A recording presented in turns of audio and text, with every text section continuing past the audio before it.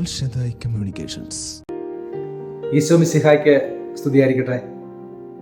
നമ്മൾ ദണ്ഡവിമോചനം ഇത് പല പ്രാവശ്യം കേട്ടിട്ടുണ്ട്.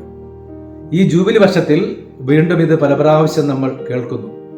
എന്നാൽ എന്താണ് ദണ്ഡവിമോചനമെന്ന് പലരോടും ചോദിക്കുമ്പോൾ ആർക്കും അതിനെക്കുറിച്ച് വലിയ പ്രത്യേകമായ അറിവൊന്നും ഇല്ലാത്തതുപോലെ തോന്നിയിട്ടുണ്ട്.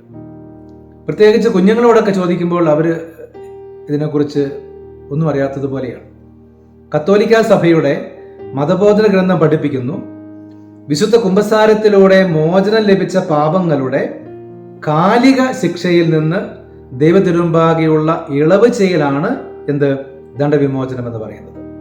തികച്ചും ലളിതമായി പറഞ്ഞാൽ, പശ്ചാത്തപിച്ച് വിശുദ്ധ കുമ്പസാരത്തിൽ ഏറ്റുപറഞ്ഞ പാപങ്ങൾ ദൈവസന്നിധിയിൽ ക്ഷമിക്കപ്പെട്ടു, ഒരു സംശയവും നമുക്ക് ആർക്കും വേണ്ട.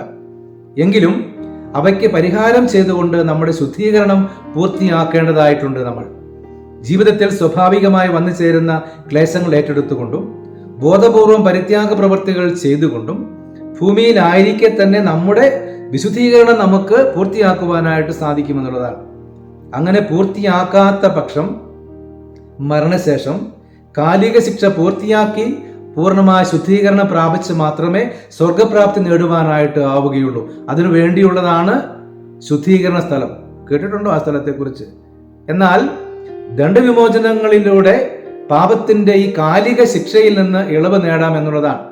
നിർദ്ദിഷ്ടമായ ചില വ്യവസ്ഥകൾ പാലിച്ചുകൊണ്ട് അതിന് തക്ക മനോഭാവമുള്ള ക്രിസ്തീയ വിശ്വാസി അത് നേടിയെടുക്കുന്നു എന്നുള്ളതാണ്.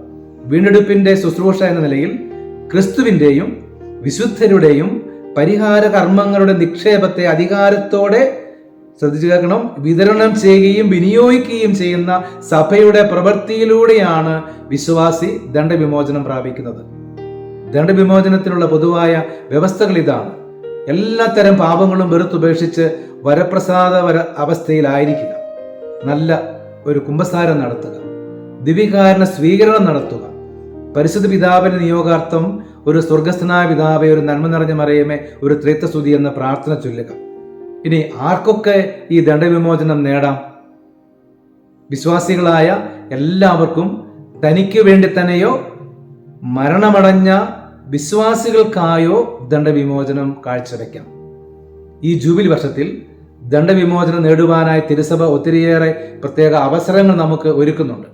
റോമിലെ തീർത്ഥാടന കേന്ദ്രങ്ങൾ സന്ദർശിച്ച് പ്രാർത്ഥിക്കുന്നതിന് നമുക്ക് എല്ലാവർക്കും സാധിക്കാത്തവർ തങ്ങളുടെ രൂപതയിലെ കത്തീഡ്രൽ ദേവാലയമോ പ്രത്യേക തീർത്ഥാടന കേന്ദ്രങ്ങളോ സന്ദർശിച്ച് കുർബാനയിൽ പങ്കെടുത്ത് വിശുദ്ധ കുർബാന സ്വീകരിക്കുക, വിശുദ്ധ കുർബാനയുടെ ആരാധനയിൽ പങ്കെടുക്കുക, കാൽനടയായി തീർത്ഥാടന കേന്ദ്രത്തിലേക്ക് പ്രാർത്ഥനാപൂർവം പോവുക, കുരിശിന്റെ വഴി പ്രാർത്ഥനയിൽ പങ്കുചേരുക, ജപമാല ചൊല്ലി പ്രാർത്ഥിക്കുക, അവശത അനുഭവിക്കുന്നവരെ സാമ്പത്തികമായി അവരെ സഹായിക്കുക, രോഗികളെയും വൃദ്ധരെയും ശുശ്രൂഷിക്കുക, ഒരു ധ്യാനത്തിൽ പങ്കെടുക്കുക, സഭാപഠനങ്ങൾ നടത്തുന്ന സെമിനാറിൽ സംബന്ധിക്കുക.